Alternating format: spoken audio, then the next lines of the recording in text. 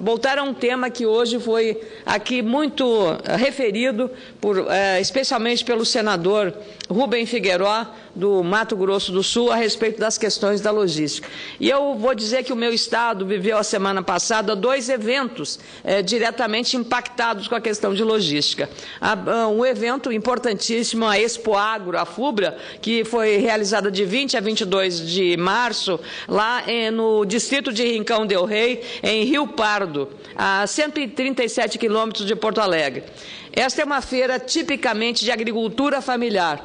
São pequenos agricultores de várias regiões do meu estado e também de Santa Catarina que realizam um trabalho muito importante na diversificação da cultura do tabaco e buscando soluções alternativas, já que há hoje uma pressão mundial grande a respeito desta cultura. De qualquer forma, sempre lembrar que o Brasil dedica toda a sua produção de tabaco para a exportação.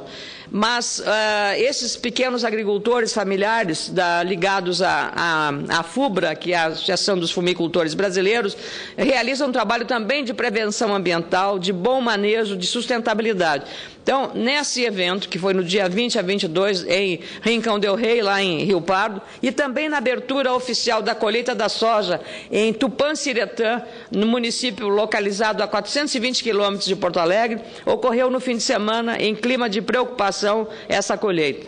O motivo é o mesmo pelo qual tenho manifestado aqui preocupação em vários pronunciamentos dessa tribuna: as limitações das estradas e portos para o escoamento da produção agrícola. Com a demora dos investimentos em transportes, a produção recorde de mais de 183 milhões de toneladas de grãos desta safra enfrentará os repetidos problemas de deslocamento para chegar aos consumidores. Até contratos a China já fechou porque não foram cumpridos os prazos determinados pelo comprador. Isso não engrandece o Brasil. Mesmo na iminência de se tornar um dos maiores produtores de soja do mundo, à frente dos Estados Unidos, o Brasil ainda detém o lamentável posto da logística ineficiente e cara. No caso da soja, as perdas causadas pelas deficiências nas estradas podem variar entre R$ 2 e R$ 3 por saca, segundo o presidente da Associação dos Produtores de Soja do Rio Grande do Sul, a ProSoja, Irineu Hort, no meu partido, o prefeito de Itapera, cidade que está a 280 quilômetros de Porto Alegre. Aliás, essa não é matéria nova. Falando na soja, o Mato Grosso, do senador Pedro Taques, várias vezes, ouvi aqui na presidência de sessões, com Vossa Excelência mostrando fotos e mostrando a realidade de estradas verdadeiramente intransitáveis, caminhões atolados lá no Mato Grosso e também retirando a renda dos agricultores de todos os estados brasileiros, não apenas do meu Rio Grande do Sul. Em entrevista recente ao jornal Zero Hora, o presidente da ProSoja afirmou neste fim de semana que se não fossem os gargalos nas estradas, o preço da saca de soja de 60 quilos alcançaria R$ 60. Mas com todas as limitações, só a soja irá injetar mais de 12 milhões de reais na economia do Rio Grande do Sul. No ano passado, os agricultores de Tupanciretã colheram apenas 17 sacas de soja por hectare devido à seca que aconteceu no Rio Grande do Sul. Neste ano, as previsões são de até 60 sacas de soja por hectare, o que pode ser considerado para a região uma produtividade razoável. Os próprios agricultores estão sendo obrigados a consertar as estradas com máquinas agrícolas para conseguir escoar a produção. São exemplos dentro do meu estado e imagino que em diversos municípios do Brasil a situação é semelhante, que demonstram como a ausência de estradas de qualidade afetam a nossa competitividade. A pergunta que faço: o que adianta o produtor rural ou o empreendedor ser competitivo se o poder público não consegue garantir uma infraestrutura de qualidade que mantenha essa rentabilidade elevada? A economia perde e o consumidor também perde com isso. A revista Veja deste fim de semana fez uma reportagem de 6 páginas detalhando como o estrangulamento das estradas e dos portos mina a rentabilidade dos produtores. Só na costa de Santos, no litoral paulista, 80 navios fazem filas de dias para atracar a um custo diário de $25 mil, equivalente a mais de $50 mil. A rodovia de acesso ao porto recebe 4.600 600 caminhões diariamente, causando congestionamento que ultrapassa a 30 quilômetros. Como tenho alertado nessa tribuna, estamos perdendo espaço no comércio mundial por causa da nossa logística tão deficiente. A Confederação Nacional da Agricultura e Pecuária do Brasil, CNA, e o Banco Mundial fizeram estudos comparando os nossos portos com os chineses. Anualmente, o Porto de Santos, por exemplo, movimenta 8 milhões de containers, enquanto Xangai, na China, movimenta no mesmo período 29 milhões. Enquanto o desembaraço aduaneiro no Porto de Santos demora 5 dias e 12 horas, em Hong Kong, por exemplo, a entrega da mercadoria via porto é de apenas 14 horas. 14 horas. Como tenho alertado nessa tribuna, são problemas que seriam resolvidos se existissem, por exemplo, silos suficientes para armazenar a produção sem a necessidade do escoamento da safra logo após a colheita. Inclusive, esse cenário das graves deficiências da nossa logística e os danos causados ao agronegócio ficaram evidentes. Numa audiência pública, senador Pedro Taques, que nós realizamos na Comissão de Agricultura e Reforma Agrária, recentemente, no mês de março, no início de março, na Expo Direto Cotrijal, que é a maior feira da América Latina, lá em Namitoque, e na qual tive a honra de presidir. Foi uma situação que aclarou aquilo que Vossa Excelência tem aqui na tribuna mostrado. É uma situação de, eu diria assim, de irrealismo para o país que é protagonismo na produção de grãos. Eu concedo novamente a parte ao senador Pedro Taques. Sim, além de irrealismo, pode ser um realismo fantástico, né?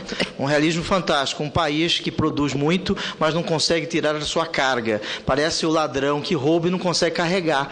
É um absurdo isso. Mato Grosso produz muito, Mato Grosso segura a balança comercial do Brasil. Um exemplo disso é a cidade de Nova Mutum, Lucas de Rio Verde, Sorriso. E por falar em Nova Mutum, eu gostaria de cumprimentar um casal de Nova Mutum que aqui se encontra, o Anderson Mendes, a Benedita Mendes e seus filhos. Sejam bem-vindos ao Senado. Mato Grosso sofre muito, senadora, com a falta de logística. Muitas pessoas morrem nas estradas, o produtor não consegue tirar a sua carga. Hoje, a sua produção, hoje, as BRs 364 e 070 no nosso estado estão fechadas em razão do número de caminhões, em razão de sem terras que fecharam a estrada perto de Rondonópolis, a Altaraguaia, uma cidade que tem a ferrovia chegando até Altaraguaia, grande volume de caminhão para embarcar. Isso mostra a incompetência de tirar projetos do papel. Enquanto muitos brasileiros morrem nessas estradas, outros espertos ganham dinheiro com estas estradas. Parabéns pela vossa fala,